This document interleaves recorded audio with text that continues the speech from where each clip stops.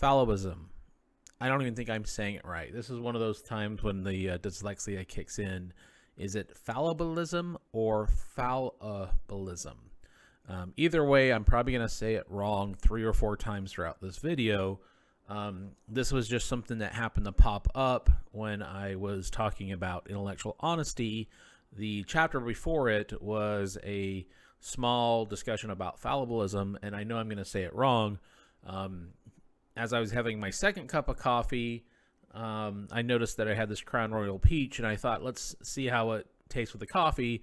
The smell is good, but I could not necessarily recommend having the Crown Royal Peach with your coffee. That Whistlepig Rye was definitely much better, but I thought I would give it a try. Again, the smell was really good. The coffee with that Crown Royal Peach, I definitely enjoyed. But this morning's conversation is just going to be a brief talk, and this is Fallibilism by Oliver Scott Curry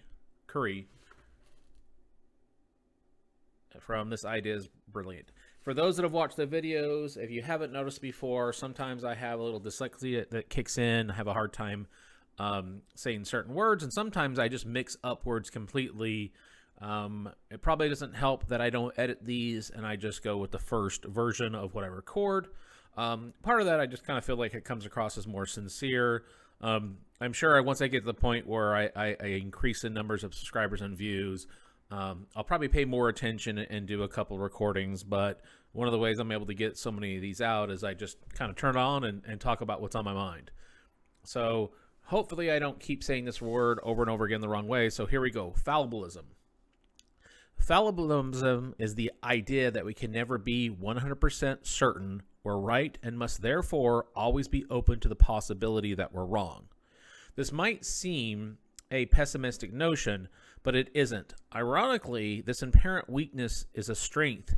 Admitting to one's mistake is the first step to learning from them and overcoming them in science and society. So I kind of read this, and it's basically one of those things where I take it as, if you could admit you're wrong, then you're more open to listen to somebody's other point of view.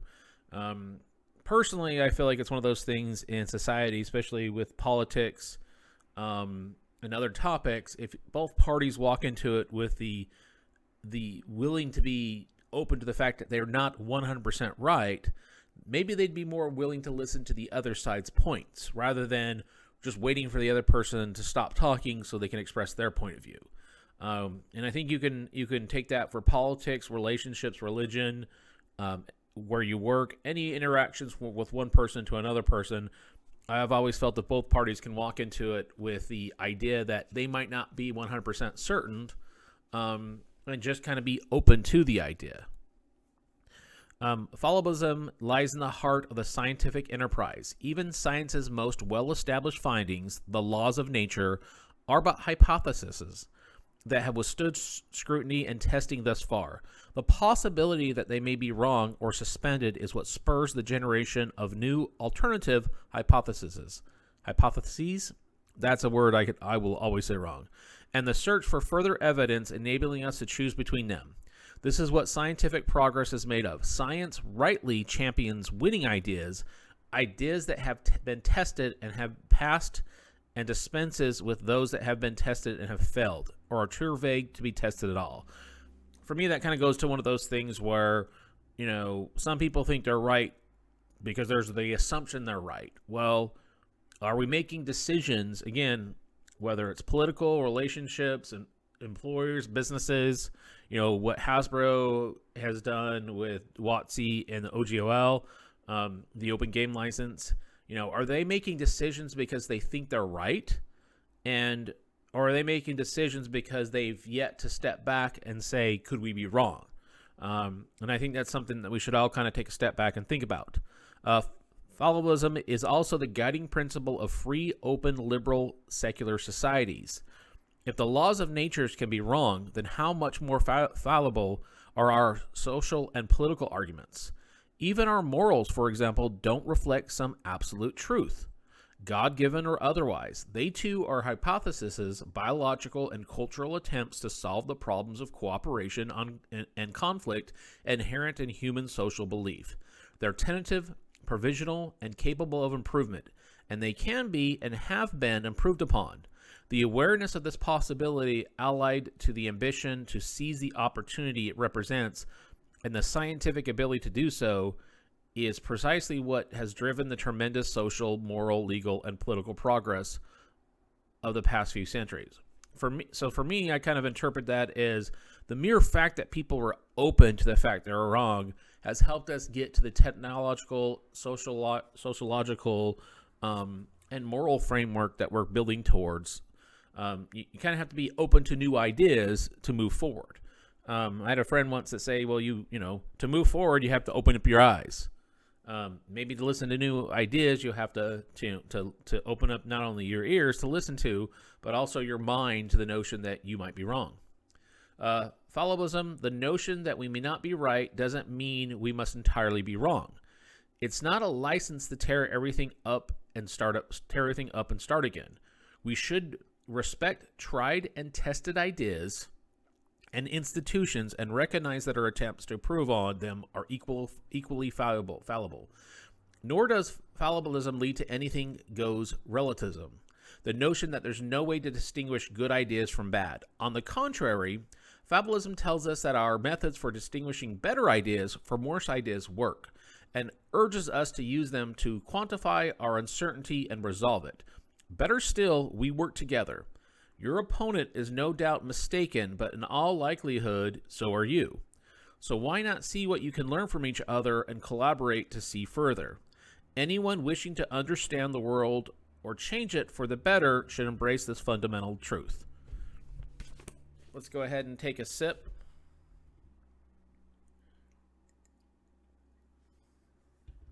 So I've been thinking along this line for a while now, and it's one of those things. I think what happens too often, and this is just my personal opinion, you take the example of Hasbro and Wizards of the Coast. They're going with a course of action that they think is right. The question is, how many people in that decision-making process haven't even considered the fact that they may be wrong? And if not enough of them are considering the fact that they're making the wrong decisions, that just reinforces that you're making bad decisions going forward. And I think that happens a lot in a variety of institutions, across the world, where the mere fact that you think you're perfect and always right, you're not open to the possibility that you could be wrong, so you're not even taking a step back and looking at things. I also think that's a reason why there's some, disruptions in various relationships with whether it's a partner, a friend, colleagues, is if one or both sides just can't even go into a conversation that they could be wrong, it's much harder to build consensus and move forward. This kind of goes back to the other book that I was recommending, Collective Illusionism, or Collective Illusions, where, for a variety of polls that, people agree on more than they disagree on. And the fact that, there's so much focus on what they disagree on and not enough that they agree on, to me, not knowing if this was the intent, but these two are linked together. Is it the fact that there's so much focus on what they don't agree on is because they can't admit that they might be wrong, and then we're planting our flags? Or is it one of those things where, just the mere fact that we don't focus enough on how much we're right or agree on, that it doesn't allow us to do that. If we walk into a conversation saying, I, on average, agree with this person 90% of the time, would it make it much easier for me to be open to conversation and points when we don't agree? Something to think about. Again, this is just something I was thinking about when I was having my second cup of coffee this morning. I can't recommend the Crown Royal Peach and the coffee, although I do like the smell quite a bit. I prefer the Whistlepack Rye in this. Do appreciate those watching the video. If you like the content, content, please feel free to like, subscribe, and share. Until next time, cheers.